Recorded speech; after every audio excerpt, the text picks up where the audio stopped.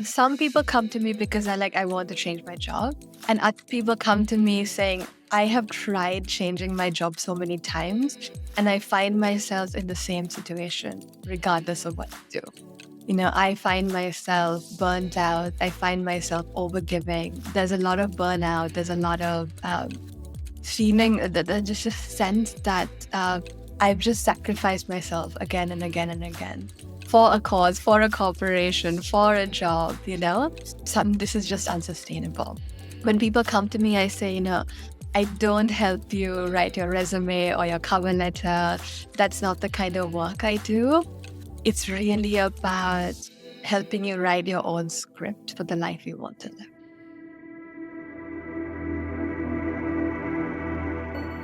Welcome, everybody, to This Anthro Life. Excited to be back with you today. I'm your host, Adam Gamwell.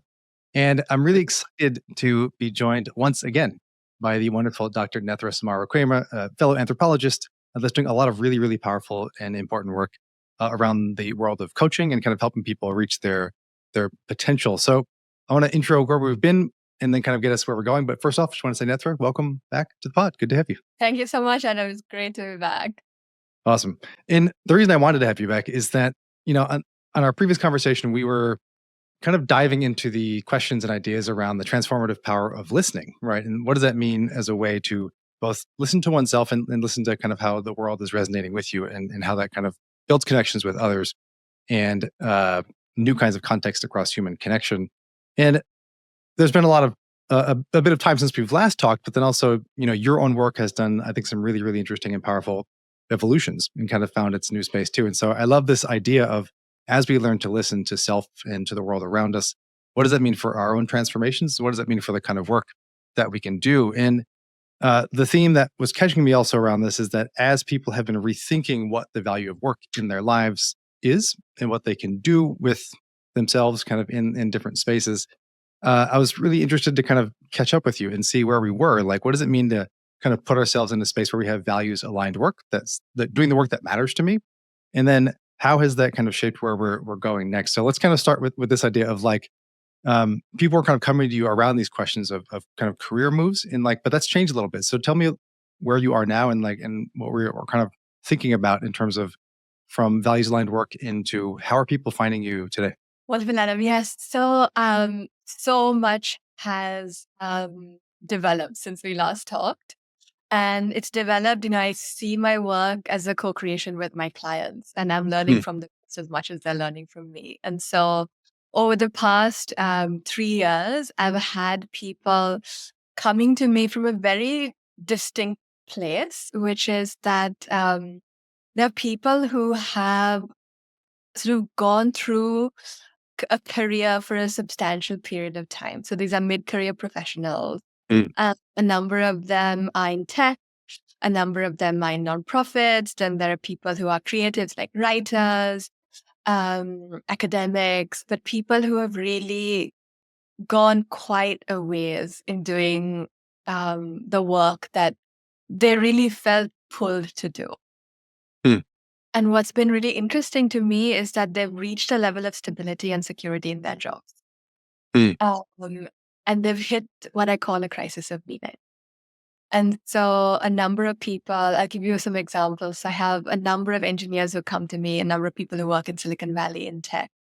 And, they started off, getting an engineering degree, let's say, and then kind of worked through the pipeline, They went, for instance, from like Stanford to Google or a really comfortable job in the Silicon Valley. And really felt pulled to do some work that was meaningful and impactful in the world, and thought that this was the trajectory that they would take. And yet somewhere down the line, 5 years, 10 years into their work, they find themselves in this place where they're just like, I have stability in my life. I'm getting promoted. I have a substantial income, and I have never been this unhappy in my life. And so this was a really striking thing for me to hear. And I hear it again and again. I hear it from engineers. I hear it from people in the nonprofit sector. I hear it from academics, that there was this hope and vision for what work would do.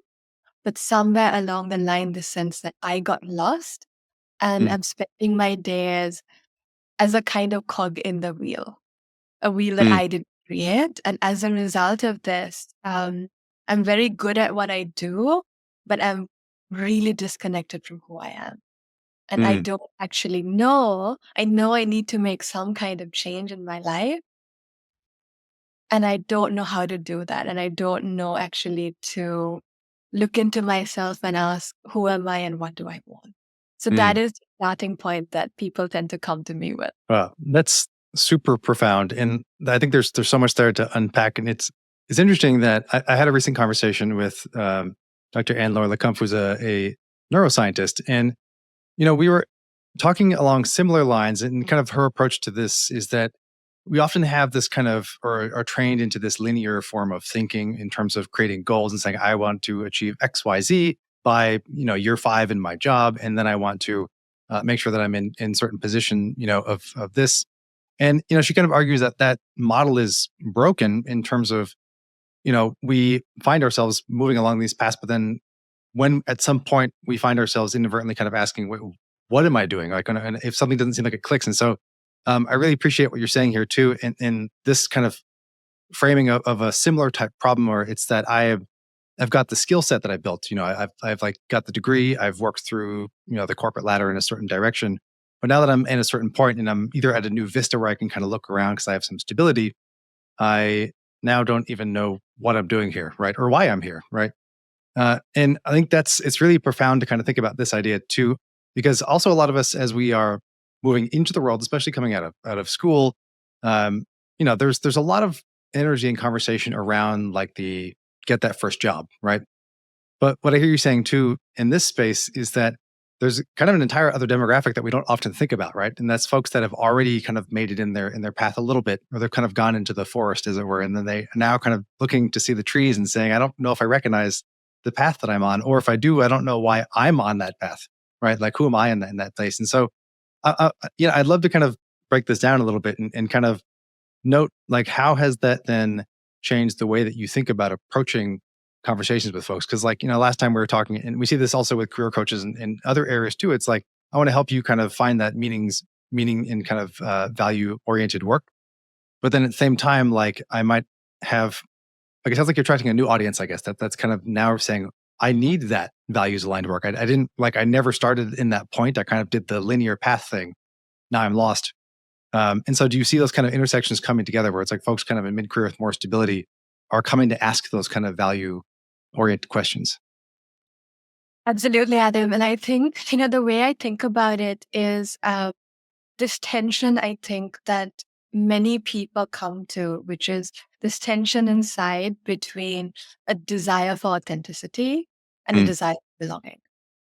And this plays out in the working world, right? So many people start off with following a social script. We're all, as anthropologists, we know this.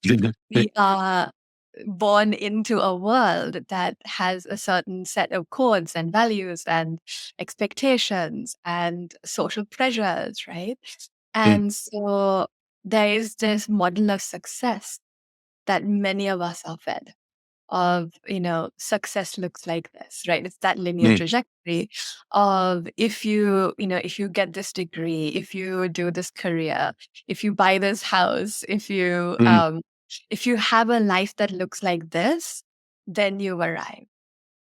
And many of my clients felt that that was what they needed to do, you know?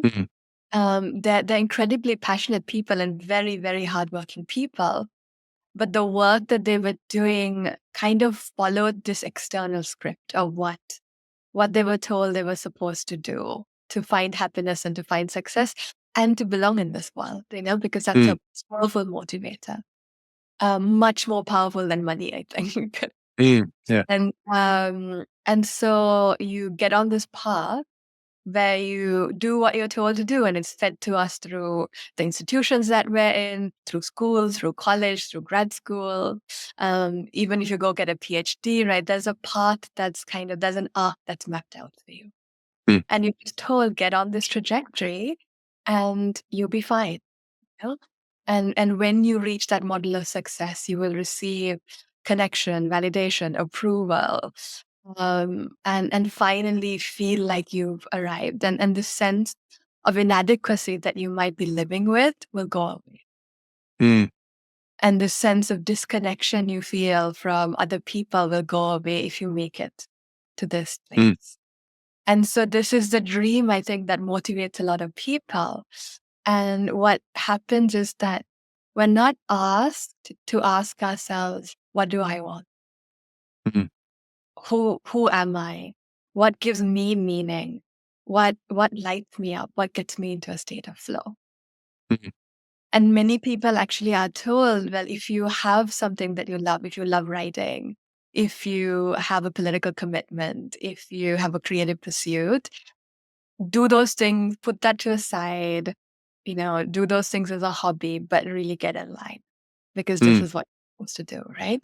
So it's working from the outside in. It's asking oneself, how can I fit myself into a path that's already carved for me? mm, And over the course of time, out of a sense, I think many of us have such a deep need to feel like we're enough. mm, And what I find with so many professionals who have reached like a level of success that is quite startling, I'm really struck by how deeply there is still a sense of inadequacy. mm, And so, what I start to work with people to do is ask them, how can we change the script from fitting yourself into something that's already there to working from the inside out? To mm, asking fundamental questions. Who am I? What gives me meaning? Where is my purpose? What lights me up? And where is true belonging?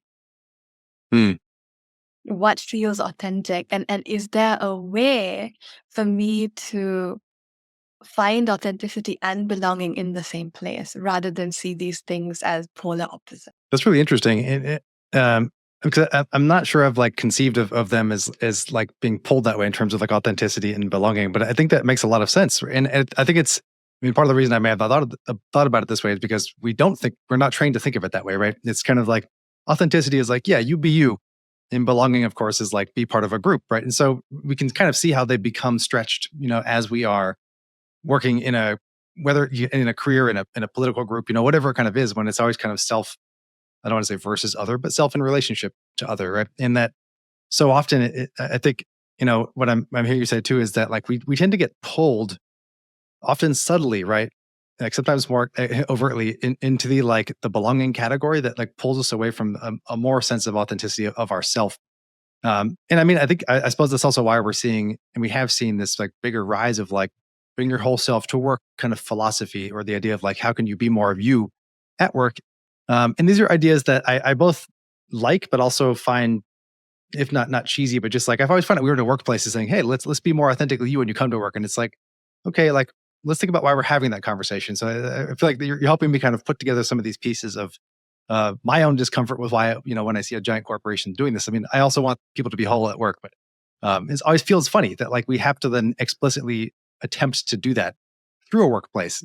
I think what's really cool about what you're saying here too is that a lot of this is about like coming back to those fundamental questions, right? And reminding folks that like this work is kind of about starting from where you are, right? It's not about like where you got on your trajectory, or that's often because I got to a certain point is actually why I realized I was lost. So how do we think about that? Like, how do we kind of uh, starting from this idea of like where you are as a place from which we then can actually create that meaningful change? That is such a great question, Adam. And this is exactly my starting point. I people come to me, some people come to me because I want to change my job. Mm, And other people come to me saying, I have tried changing my job so many times and I find myself in the same situation, regardless mm, of what I do. I find myself burnt out. I find myself overgiving. Many people who I work with are also highly empathetic people. mm, And so there's a lot of burnout. There's a lot of feeling, there's just a sense that I've just sacrificed myself again and again and again. for a cause, for a corporation, for a job, and this is just unsustainable. And Mm. so when people come to me, I say, I don't help you write your resume or your cover letter. That's not the kind of work I do. It's really about helping you write your own script for the life you want to live. Mm. It's a very different kind of writing, Yeah. Yeah. And so, and then I think this is where I have learned the most from watching the trajectory of my clients, is this question of, the temporality in which change happens. Mm. And so people might come to me and say, okay, like, I want to change my job. And the initial vision is that, okay, maybe this will take 3 months or this will take 6 months. Mm. Yeah. So, and that is true if you want to stay in the same field and, get a different job, from one tech company to the other, let's say. But if you really want to go on this path of asking, what does success look like for me? What is a life in which I can recognize myself? Who do I really want to connect with? Who are my people? Mm. When do I feel alone? These are deep, fundamental questions that can't be answered in a couple of months. Right. Right. And what's really interesting is that you can have a very ambitious dream, you know? Mm. You can have a dream to start a business. You can have a dream to bring a creative project into being. You can have a really bold vision, but the time frame in which that vision unfolds might be different to what you originally think. Mm. And so when clients come to me, one of the things I say is that it's not about finding a career. It's about working on this core conundrum of self-alienation and self-estrangement. Mm. And so when people come and say that, I feel like I'm a cog in a massive machine, and I'm just like, I'm pouring myself day in and day out in doing what, my CEO says or my manager says.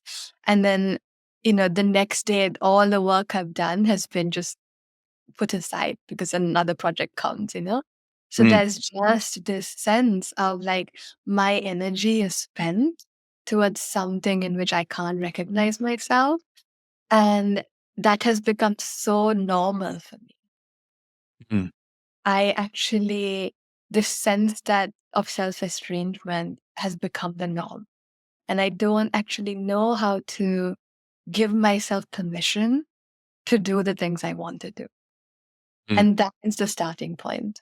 So when I start working with people, I say, let's put the question of a long career change on the shelf for a little bit and think about the tiniest increment in which you can return to yourself, Mm. the tiniest increment through which you can find a sense of meaning. And so I can give you a couple of examples. Yeah. Uh, for some of my clients, it means one of my clients tried something which was so surprising. She said, can I take 15 minutes in my day to just take a walk around the block Mm. and think about something creative? So she took 15 minutes out of her workday. She's like, that's all I can do. And then what she realized was that nothing fell apart at work. And she was like, oh, I can take 15 minutes of my time. And one of the things we came to is reclaiming her time was a way of reclaiming her agency. That's powerful. And so it's through that small increment that she realized, like, oh, actually, I can do something for myself. Mm. That started to grow. And then she was like, where else in my life can I take 15 minutes to do something that gives me meaning and purpose? And this is how we start. And the end point is a career change. The end point is a life that she designed for herself. But it's Mm. really interesting that I often say that the scale of our ambitions and the scale of daily action are two different things. Mhm. Mm. Right? The daily action is about the smallest possible increment, and that over time creates a revolutionary change in our life. Yeah. No, that's powerful. And I love that framing of thinking too, because it's like, you know, making a career change feels huge, right? And then I mean, it feels big, but then what I think for a lot of people feels even bigger is then saying, okay, well, what is my purpose?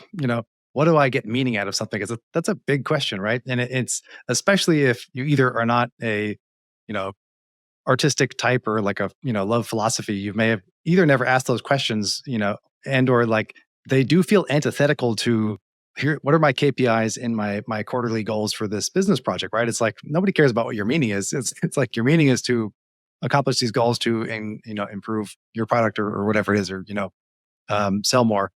And those can carry meanings, right? They can provide some sense of purpose. But what I like that you're saying here too is that for a lot of folks, especially when you achieve the success that comes from doing those kind of activities, it's we realize that there's like a dearth or an emptiness around the idea of like what is the meaning or the purpose that I both feel or am accomplishing through my work.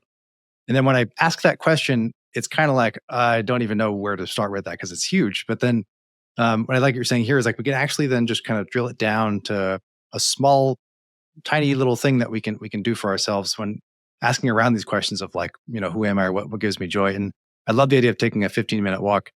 I mean, I also love it because it's something that I've discovered for myself, a few years ago as well, of like, oh, that's actually an important thing to do. Like one, exercise, of course. But then even like something smaller than that of just like take that little walk outside, whether it's seeing the sunshine or just being near a tree or something can make a huge difference in how you feel. And then that, as you I noted too, like your client there, it's realized that work doesn't fall apart if I'm not there for 15 minutes, 20 minutes. And I think, and I've certainly felt that sense at work too of like, oh, I can't really take the time during the day to do a small thing like that, or it feels weird. But then when you do, it actually says, I feel like the whole thing is a breath of fresh air, right? That I actually have that kind of space um, to breathe like that. And I think what's interesting about this too is that like it's like transformation feels like this giant thing because it can lead to something giant, But then I love this idea of the daily scale versus the scale of ambition, And so it's like um, it's interesting that it like sometimes takes a crisis for us to then say, I got to make a change. And I guess like is that like a how do you think about that? Like, what is it either about crises or like how are people approaching with that kind of mindset that like this is the kind of change I need to make, and like how do we let's think smaller, to make that change. Yes, Adam. I think, crises sharpen our vision. They bring us to a point where the way we were operating before is no longer feasible, you know? And and it doesn't feel good at all. Many people come to a crisis when there's a you know, there's so much burnout that now it's affecting your health.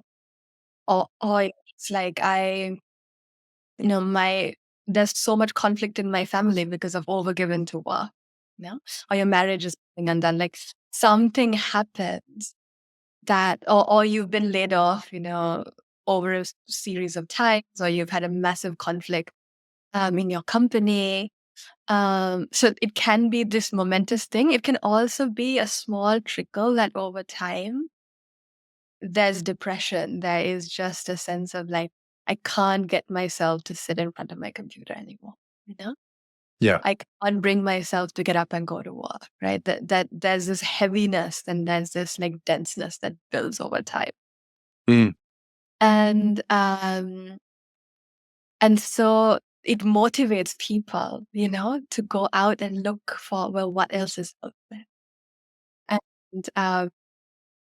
And again, the thing about the crisis is that we also want to take quick action, Mhm. and we for quick fixes. And this is where I help people slow down again. So if someone is just like, things are so bad, I can't stay here. I'm like, you don't have to quit your job right away. You don't have to Yeah. take a drastic decision. So I'll tell you another example from one of my clients. one of the things that I asked her to do is take 5-minute breaks through the workday. She's incredibly burnt out with, as had a toxic relationship with her manager. And so I said, let's start with 5-minute breaks where you do something you love. And that took a couple of weeks for her to even give herself permission to take those little breaks. But over time, she found this experience of like, A, I have choice, and B, this is what it feels like when I feel good. Mm. And she put that time, sometimes into playing with her dog, sometimes into some kind of creative thing that she wanted to do. And then after many months of working together, she had this very difficult conversation with her boss. And I was like, okay, what can you do to come back to yourself? And she stopped me and she said, I just realized something. Before, I would have one of these conversations with my boss and I wouldn't have a self to come to. Mm. But now I Wow. have a self to come to. Because, over the past few months, every single day, I've been taking these 5-minute moments of returning to myself. So I actually have a sense of who I am. Wow. No, I love that. And it's interesting because it makes me think about that there's this interesting tension between like kind of having that sense of self, the kind of grounding of who I can go back to, and understanding what is my relationship to myself, right? And I think kind of recognizing that I have a relationship with myself, right? It's like this kind of thing that sounds weird because we're like, well, is there two of you? It's like no, but it's just like how do I relate to myself? And like, so like what this with this client, the story, I'm hearing that there is this like celebration that I know who to go back to now, so I can actually tackle a much more difficult thing with the toxic manager, for example, because I know where I'm grounded, in myself. So, I mean, do you see that kind of tension between like what the relationship with self and then the idea of like knowing who to come back to? Like, how do folks kind of come to that realization, or is that something that you see that is often hidden or not talked about, or like how do we think about that idea of like how I relate to myself versus who I'm coming home to? Yes, Adam, I think it's emergent, I think Mm. it's not obvious. And I think it's a lifelong process of asking ourselves this Yeah. question. Yeah. But I often find that I think of it as a return, and a Mm. recovery, because what I found from working with my clients is that there is something that everyone I talk to and work with can find that brings them alive. Sometimes very, very deeply buried. Mm. And oftentimes it's counterintuitive.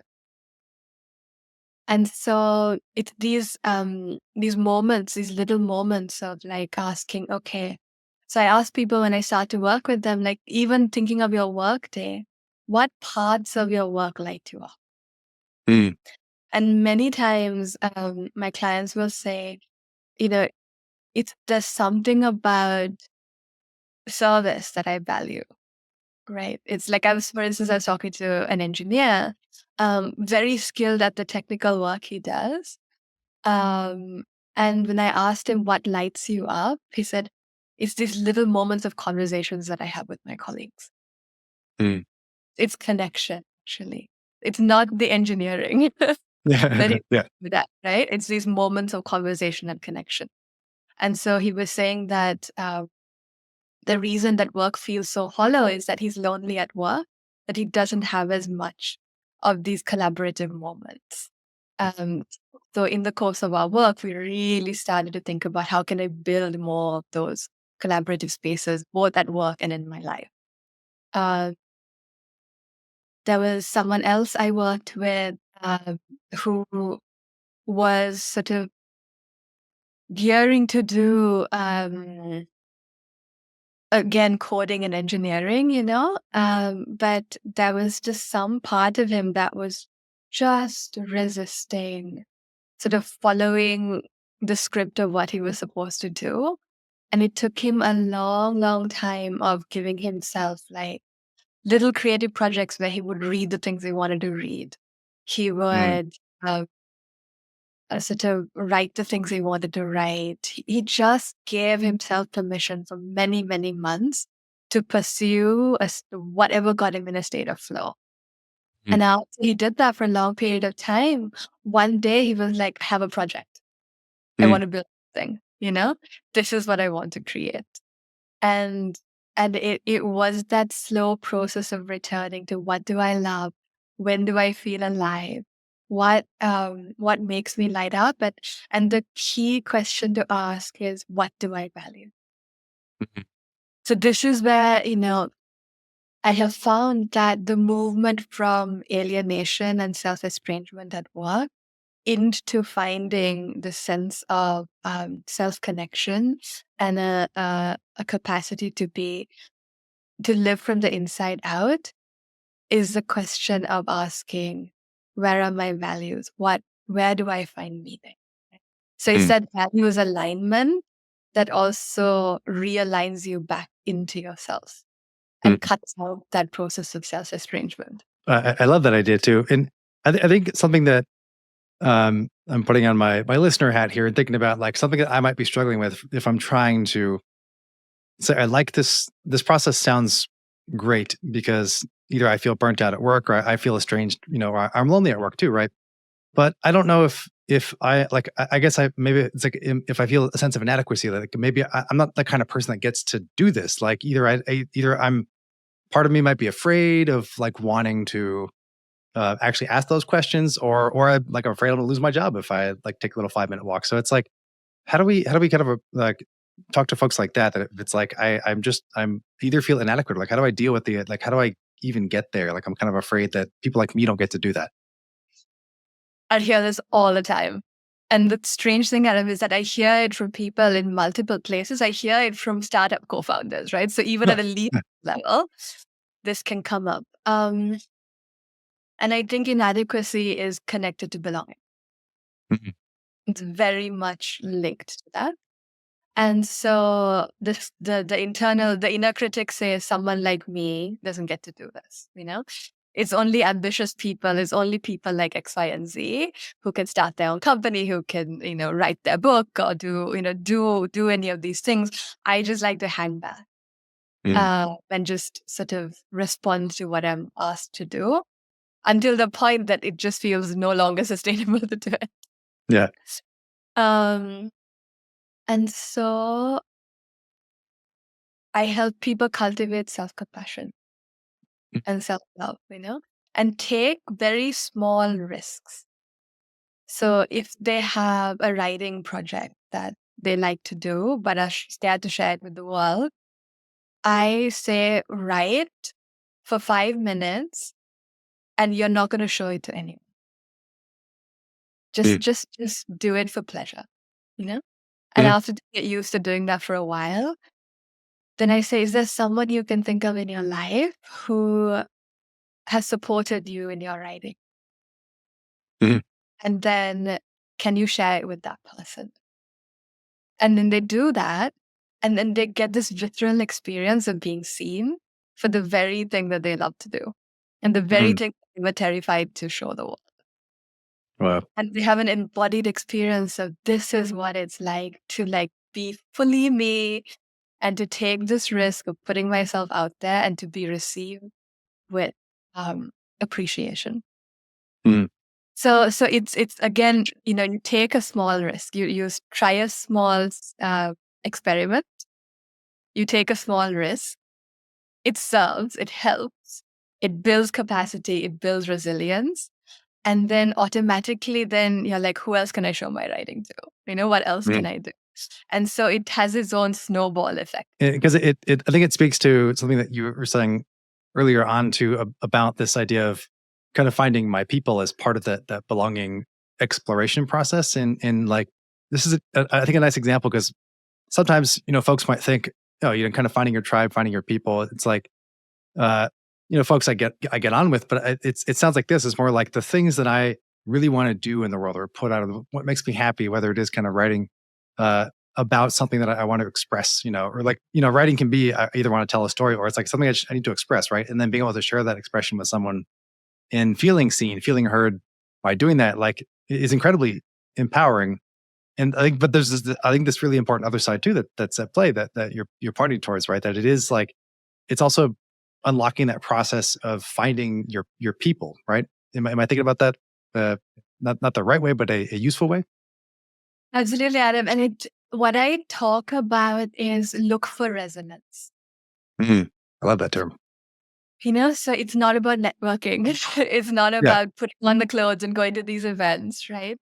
It's really asking yourself the same question that you ask with work, right? Who? What are the conversations in which I feel relaxed? Mhm. What are the conversations in which I actually lose myself of self-consciousness and feel seen and heard and connected with another person? Mm. And what I find in answer to that question is oftentimes people say, when my vulnerability is held with care, that's when I feel relaxed, when I feel Right. safe, when I can share my work with someone. And and what I find is that those people share the same values with you. Mm. And so they're also lonely because they're Mhm. also moving about the world saying, here's this thing that's really important to me that matters so much, but I can't, it feels very risky to share with the world.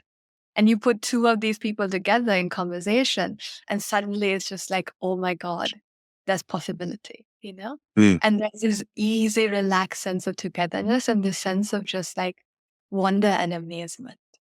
Mm. Yeah. And that process. Yeah. Yeah.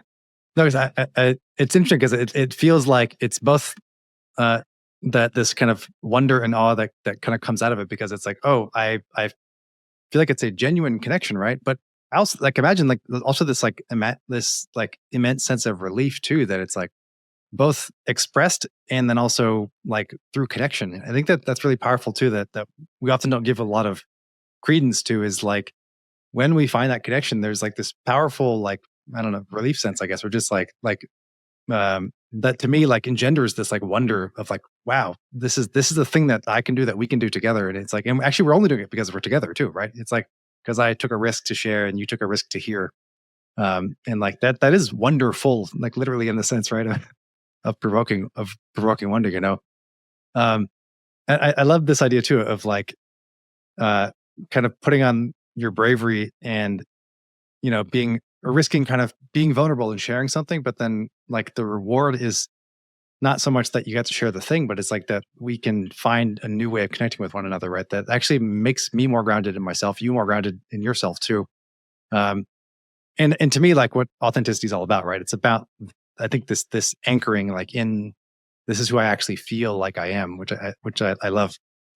Um, that has me thinking about this inflection point, or because a lot of this is also around workplace, and kind of organizational culture and how I'm operating as an employee or as a boss, And it's interesting to kind of think about the idea of like changing one's relationship to oneself. And we can see that it's kind of affecting this kind of dyadic relationship with somebody. But like, how do we think about this like in terms of leaders and leadership in organizations, Because it's like that relationship is one to many. It's a kind of a different operating principle, but um strikes me as like super important too, because we've all had or we have either all had or know a crappy boss, and like and no hating on bosses, but just like but we have to learn to work and like and if you've been a boss you can kind of know too how hard it is actually to think about that leadership journey and working with other folks. So I want to like dive into this area and kind of think about like how do we think about like leadership through self change and what that can look like for folks,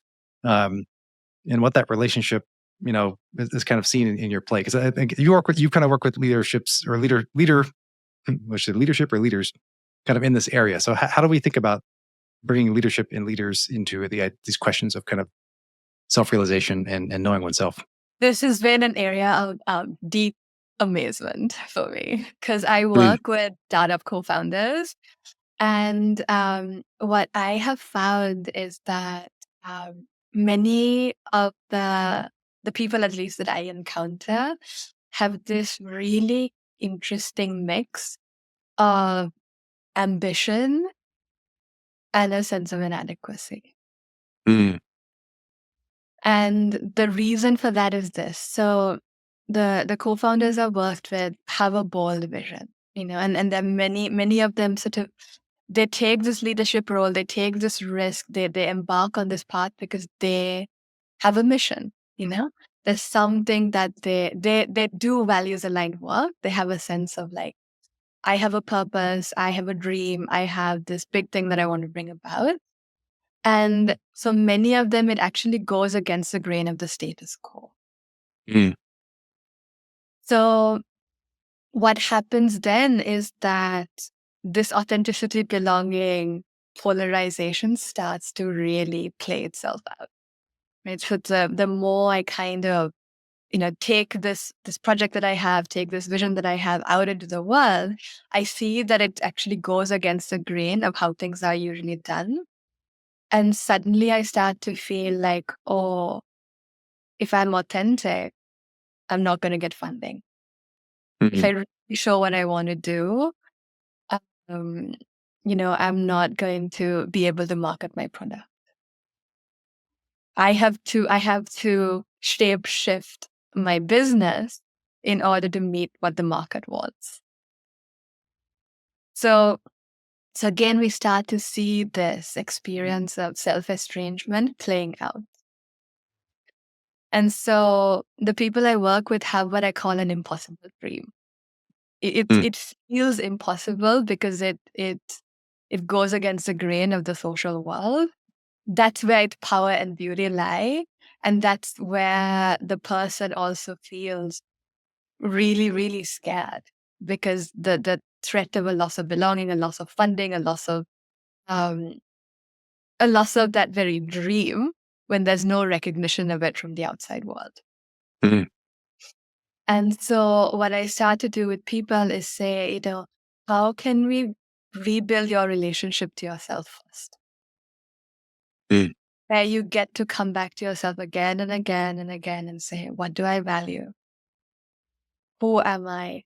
How do I want to run my business? So many of the people who come to me also want to run a business in which they treat their employees with care. That it's not about exploitation. They want like the teams to thrive. They want people to communicate um, with a lot of intentionality. They want collaboration, Mm. And this becomes very hard to do when the rubber hits the road. Yeah. But I work with my co-founders to really, help themselves sort of build this inner compass, but also really work on their communication. And I help leaders to actually be vulnerable. And I help leaders to learn and listen. And so I'll give you an example from a startup co-founder I worked with. It was very beautiful. He came to me and he was just like, there's an employee that I think I need to let go of. And like, I can't do this. I hate doing this, Like, I don't want to be the bad guy, but this person is just like over and over and over again. He says he's going to do something, but he doesn't do it. And it's holding up the team. And I don't know where to go, but I think I need to like lay him off. Mhm. I spent an hour and a half kind of walking him back from a cliff. Wow. And really, we worked together to be like, let's put what you do aside for a moment and let's focus on having a conversation with this. Mm. And we really worked on, I asked him, can you listen to what is preventing him from doing the thing that you're asking him to do? Mm. Because something is not working in your communication.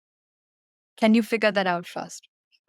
So he went back, talked to his employee, and he realized that the person was actually scared to tell him when he ran into a rut early on. And so he would kind of pretend that everything was fine until things blew up. Wow. Okay. Yeah. Yep. And my client basically said, what can I do to create safety for you to tell me that things are failing so that Mm. you can come to me before things get difficult? So he actually had to create safety Uh, for the change to happen, mm. And that he didn't lay the person off, it changed the trajectory. Wow. Cool. And that's not that like it, I mean, not that I would not expect this, but that's like a happy ending to the story too. I was waiting for him to get laid off, but it's like that's really powerful for us to recognize too, that if we're as a leader trying to solve a business problem, and I think you're totally right, where it's like on the abstract we can think about how I want to like relate to my employees, but when the rubber hits the road and I'm just not getting the work I need with this person, um, the instinct, I think, as you're pointing out, is like to, in essence, I mean, I don't know if blame is the right term, but like you blame the other person, right? You're kind of like, well, they're not doing their part, without us kind of looking at ourselves and being like, well, wait, how am I communicating with this person? And I love that too, because it's like, it's a challenge to do that. I think also again, like as we've been kind of talking about in this conversation throughout, it's like that we don't often think about that question. Like we tend to begin to ask it at a crisis moment, right? Or like I'm burnt out, I've got too far, or like what do I do? I think I have to fire this person. Um, and like recognizing that we never set the conditions of safety for them. And I think, and it feels like there's like this other also, not extra step, but just the other piece happening where it's like, what is this co-founder's relationship to themselves, right? And like how are they kind of bringing that sense of safety or not into their communication, and like kind of implicitly, right, before they kind of begin to think through with you, like, okay, how do I actually set the conditions of safety by talking with this person, understanding like the fear of failure. It's one of those things, like people might be afraid to fail in general, but like if you don't put the safety, like everyone's going to be afraid to fail, right? And that's very different, like of setting the conditions where failure is okay, versus implicitly never saying that, and like realizing that that matters, like how you communicate with your employees. And so it's interesting because I'm kind of bouncing back and forth between this interesting idea of like the impossible dream too, because it's funny because our society lionizes like entrepreneurship as like the thing to do, right? Because it's like there's the you can be an employee, you can be the cog in the machine, like I'm just saying as a broad sense, right? Which we're kind of seeing that could be a bad way to feel, but then also we're like there's a societal narrative that says this, right? You can do that, or you can become an entrepreneur. Like you be your own boss and write your own company and disrupt whatever and change Bob, especially in Silicon Valley, right? And around tech.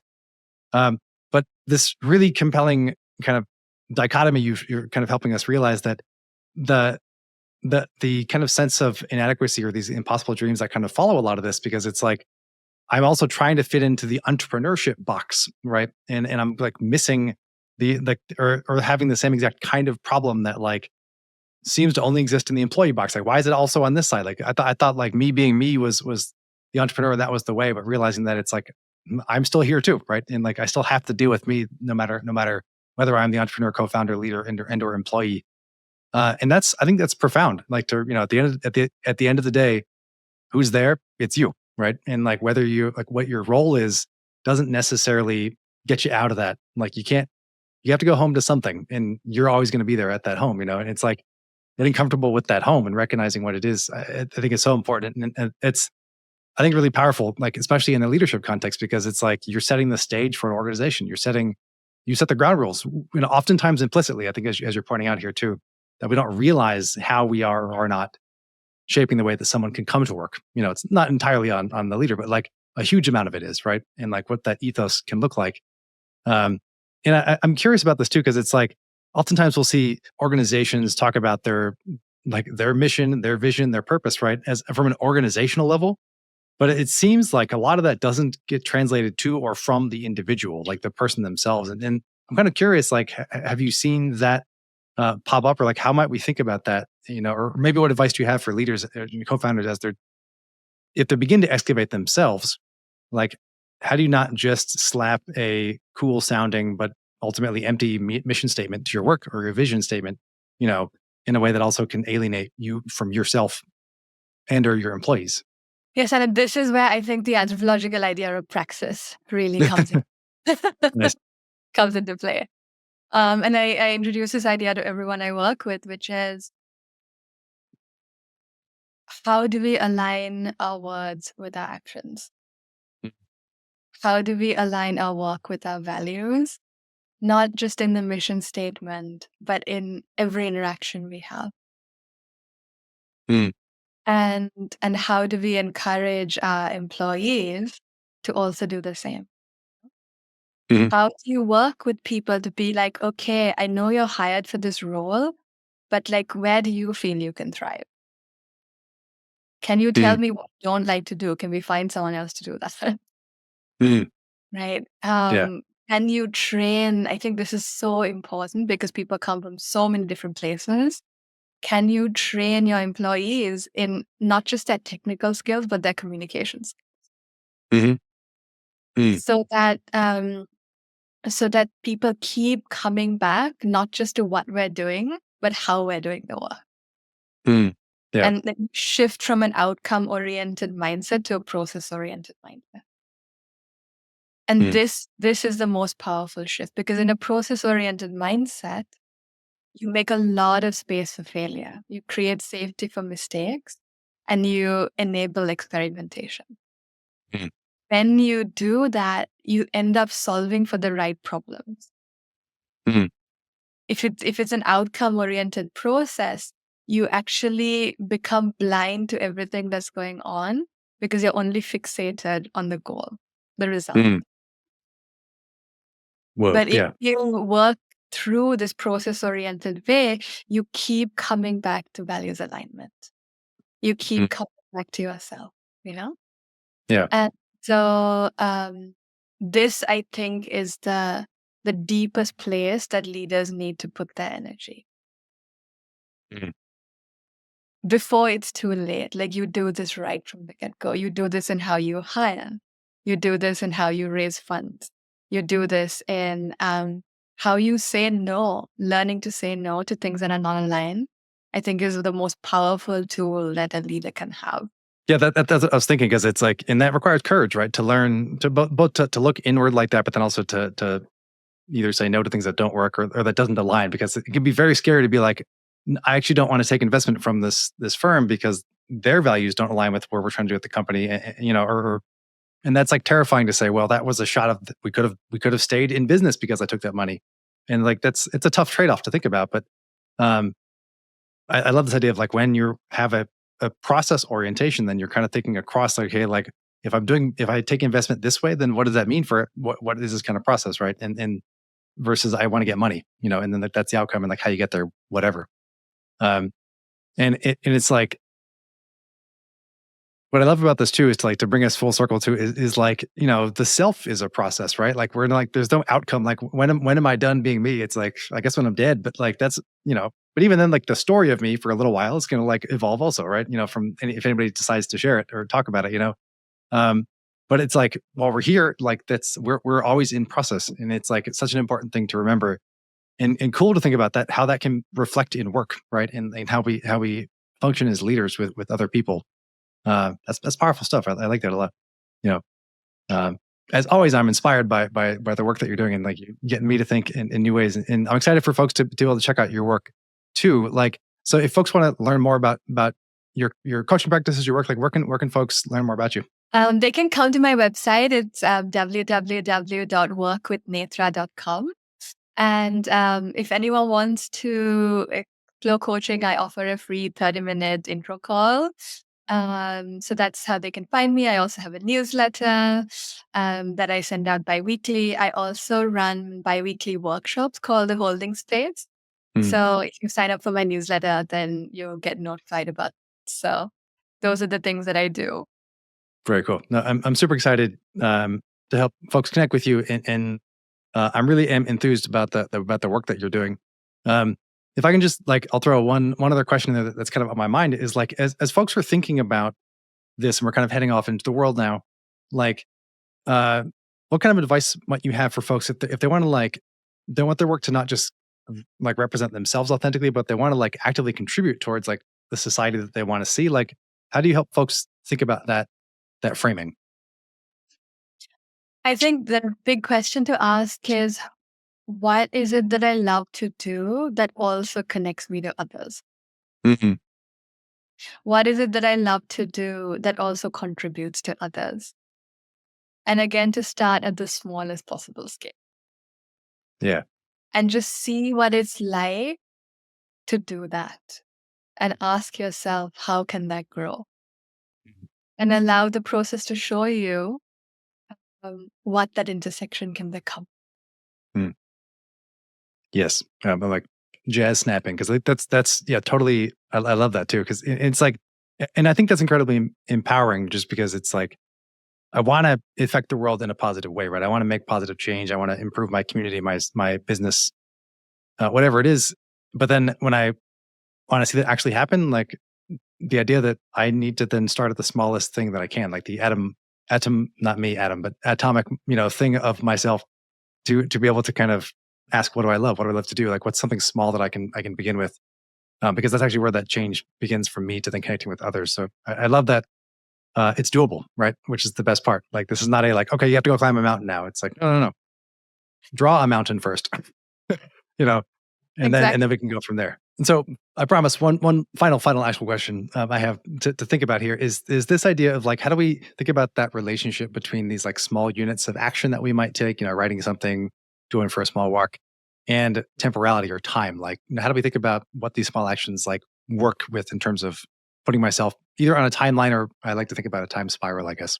The time spiral makes a lot of sense to me, Adam. And I think that, a phrase that I often tell my clients is we have to think about the temporality of transformation differently to how we usually think about it. And transcendence takes time. And by Mm, transcendence, I mean, if we've spent a whole lifetime becoming used to alienating ourselves, that process of self estrangement needs to change.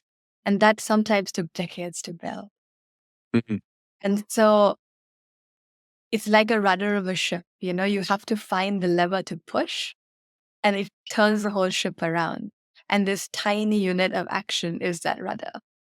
But the temporality of transcending that and the temporality of learning to refine your agency in your life is unknown and it's emergent. And it's okay that it doesn't happen in a second. But what's really important is that you have the reins in your hand, and you realize actually that I can direct where I'm going, not just alone, but with the people who matter to me. We can co-create. mm. No, I love that too. I think it's an important and powerful way to kind of end how we're thinking about this too. Is that like, it takes time, but that time is worth it, right? That's the most worthwhile time that we can spend, right? Is on transcendence and like being okay with that it takes time, because it's like you were saying before, right? That this is about process, right? And that word unfinished beings and like, and I think what you just said there also is super important, that like it sometimes takes decades to get into this alienation, might take decades to get back out of it, um, but like what more worthwhile time can we have, right? Or for doing that. So I love that's like I think just the right way to kind of say that if we're often concerned of how I'm doing this or am I doing it right, it's like, yes, if you're putting time into it, then transcendence can happen. Like give it that temporality. Awesome. This is again like super super enthused and excited and a ton to think about. I'm excited to kind of chat with listeners and watchers after this too, to kind of get their thoughts of how this is kind of shaping the way that they're thinking about approaching it. I'm excited to get folks to connect with you over at workwithnethra.com. We'll definitely connect that in our show notes. And all the other good stuff in terms of the coaching practices and things that we can link up with. So once again, Nethra, amazing to talk with you, and I'm so excited to share the work that you're doing with the world, and I'm glad that you're doing it because we need it. And keep on doing the good stuff. Thank you once again, and let's go. Let's do it. Thanks so much, Adam.